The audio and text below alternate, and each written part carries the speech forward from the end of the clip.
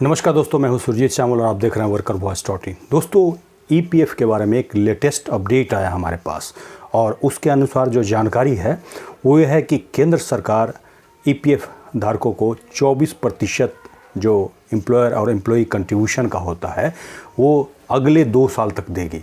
लेकिन उसके लिए कुछ कंडीशन है, किन किन कर्मचारियों को इसका लाभ मिलेगा और कब से लाभ मिलेगा और कैसे इसके लिए अप्लाई करना होगा, इसके लिए सरकार की तरफ से क्या घोषणा की गई है, इन सारी बातों की जानकारी हम आपके लिए लेकर के आए हैं। इसके लिए आपसे अनुरोध है इस वीडियो पे आप अंत तक बने रहें और इसके साथ ही अगर आप हमारे चैनल पे नए हैं तो जल्द से इसको सब्सक्राइब कर लें और बेल आइकन को जरूर क्लिक करें ताकि हम इस चैनल पे आप वर्कर से संबंधित जो भी वीडियो अपलोड करें उसका नोटिफिकेशन आपको सबसे पहले प्राप्त हो। तो आइए दोस्तों, हम इसको स्टेप बाय स्टेप करके जानते हैं, लेकिन इससे पहले वीडियो को लाइक जरूर कर दें। दोस्तों, हम सभी को पता है कि कोरोना वायरस के बाद पूरे देश में लॉकडाउन लगाया गया, जिससे कि काफ़ी आर्थिक असर, आर्थिक क्षति पूरे देश पे पड़ी है। न केवल जो छोटे उद्योग कर रहे थे या फिर बड़े उद्योग कर रहे थे उनके ऊपर पड़ी है, बल्कि लाखों लोगों की नौकरी भी गई है। इसको अब सरकार ने भी माना है और इसी आर्थिक संकट से देश को उबारने के लिए देश की वित्त मंत्री श्रीमती सीतारमण जी ने कई योजनाओं की घोषणा की है, जिसमें कि गुरुवार को 12 योजनाओं की घोषणा की गई है।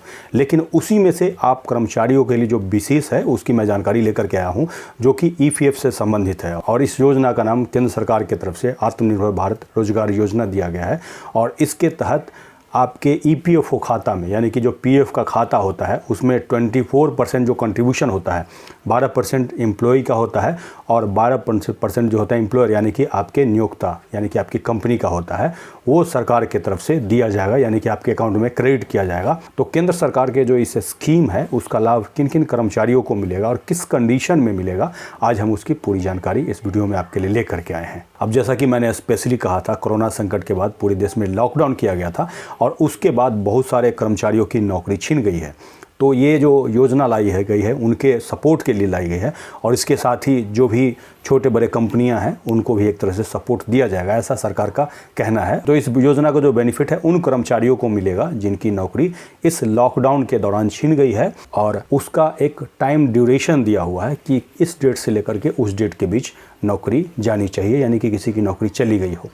तो वो जो डेट तय किया गया है 1 मार्च 2020 से लेकर के 30 सितंबर 2020 तक। तो इस दौरान जिनकी नौकरी छिन गई है, अगर वो 1 अक्टूबर 2020 के बाद नौकरी ज्वाइन करते हैं तो उनको इसका बेनिफिट मिलेगा, लेकिन उसका भी एक शर्त है।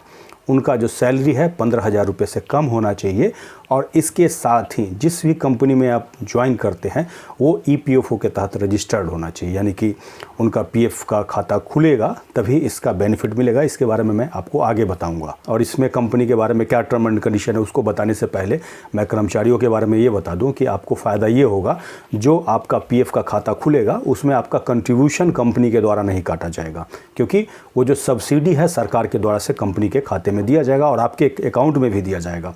लेकिन उसके लिए क्या क्या कंडीशन है उसके लिए आप इस वीडियो पे बने रहें। लेकिन सबसे पहले ये बता दूं कि इसका लाभ किन कंपनियों को मिलेगा। इस स्कीम के तहत लाभ उठाने के लिए कंपनियों को भी कुछ टर्म एंड कंडीशन को फॉलो करना होगा, तभी उनको इसका लाभ मिल पाएगा। उसके लिए सबसे पहले नियम ये है कि वो कंपनी ईपीएफओ के तहत रजिस्टर्ड होनी चाहिए और सितंबर के तुलना में अक्टूबर में अगर 50 से उनके पास कम कर्मचारी हैं तो कम से कम 2 कर्मचारी को उनको ज्वाइन कराना होगा और इसके साथ ही ईपीएफओ में रजिस्टर्ड कराना होगा। और अगर 50 से अधिक हैं तो कम से कम 5 कर्मचारी को उनको नौकरी देनी होगी और उसके साथ ही ईपीएफओ में रजिस्टर्ड करना होगा। तो इससे उनको फ़ायदा ये मिलेगा, जो एम्प्लॉई का और एम्प्लॉयर का जो 24% जो ईपीएफओ का कंट्रीब्यूशन होता है वो अगले 2 साल तक केंद्र सरकार उनको क्रेडिट करेगी, यानी कि उनको सब्सिडी के रूप में देगी। लेकिन यह जो स्कीम है 1 अक्टूबर 2020 से लेकर के 31 जून 2021 तक चलेगी, यानी कि इसके बीच जो भी कंपनी है और जो मैंने आपको काउंटिंग बताया उसके हिसाब से अगर कर्मचारी को रखती है तो इस स्कीम का फ़ायदा, यानी कि जो सब्सिडी है उनके अकाउंट में क्रेडिट होगा। इसी स्कीम में केंद्र सरकार के द्वारा ये भी कहा गया है कि अगर आपके यहाँ यानी कि कंपनी में कर्मचारियों की संख्या 1000 से कम होती है तो ऐसे में 24% जो है सब्सिडी के रूप में जो पीएफ का पैसा है वो दिया जाएगा, 12% कर्मचारियों का और 12% एम्प्लॉयर का।